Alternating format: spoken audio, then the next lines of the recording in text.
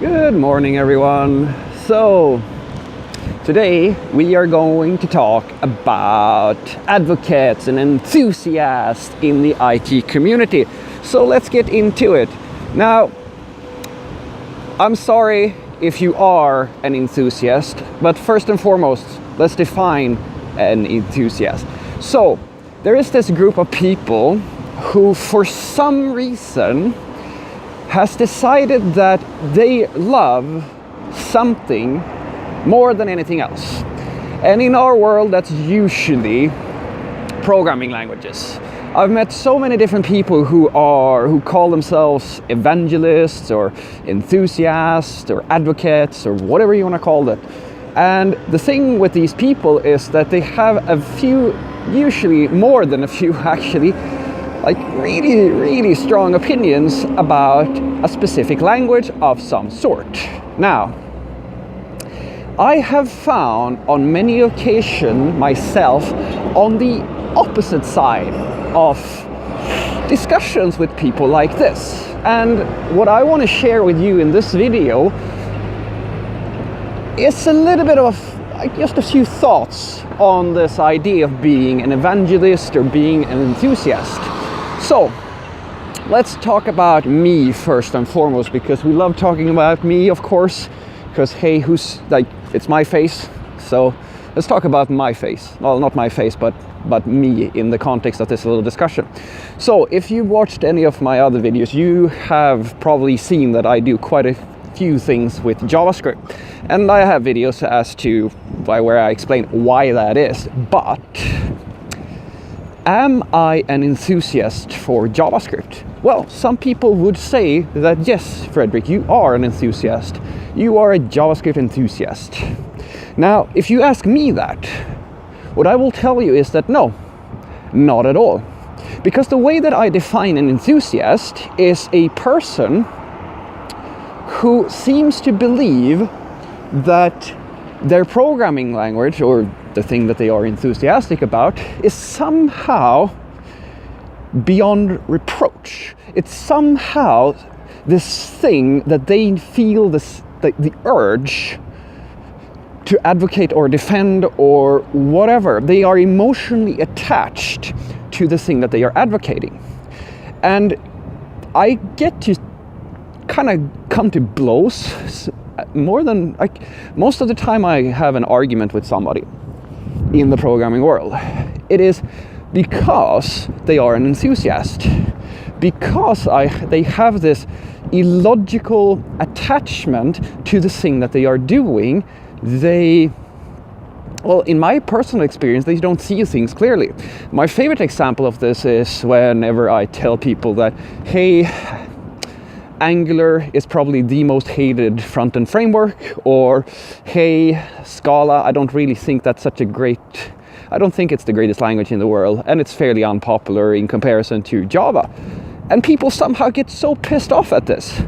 Now, you can absolutely argue that these are subjective things, but if we look at the facts, it's probably closer to the truth than we'd like to admit. It almost feels as someone who's someone who's extremely overweight and gets to hear that, and somehow they get offended because they have their own personal illusion about their own self-image. And being somebody who does a lot of JavaScript, I feel like it's a little bit unfair. Or rather, that's why I don't respect people who are enthusiasts. Because if I am to be called a JavaScript enthusiast,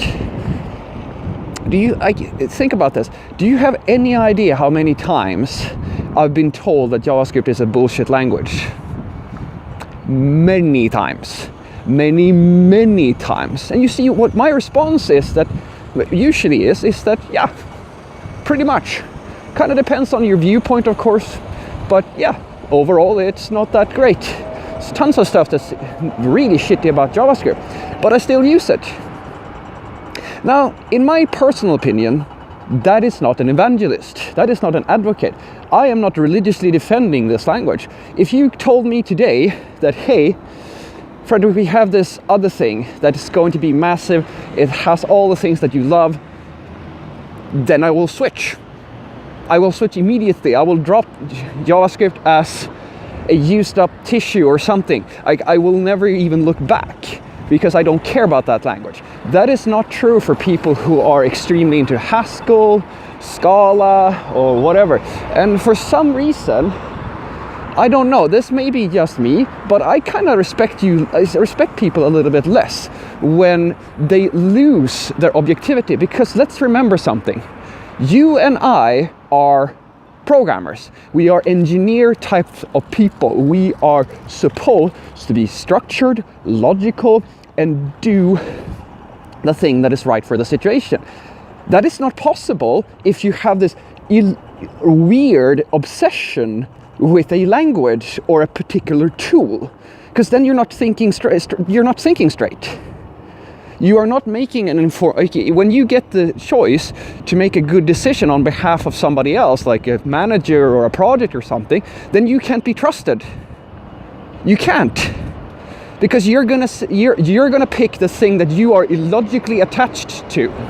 Because what I'm saying is that although I really like, say, JavaScript for almost every single personal project, it is a really shitty decision to say a bank that, hey, we're gonna write your entire API structure and all your backend system in Node. That would be a horrible idea.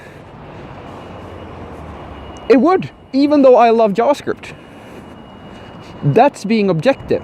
That's not being an evangelist or some promoter or enthusiast about something. And what I really dislike about the way that people seem to, the enthusiasts don't seem to see that there is a kind of, they're causing a little bit of damage when they can't be objective about languages and what's a good decision for someone and what's a bad decision. Do you have any idea how many juniors who have contacted me and telling me that they've been told that they should start with this language or that language, or they should do that, have that tool and that tool, and I kind of go, why would anyone recommend to a junior to say start with Haskell?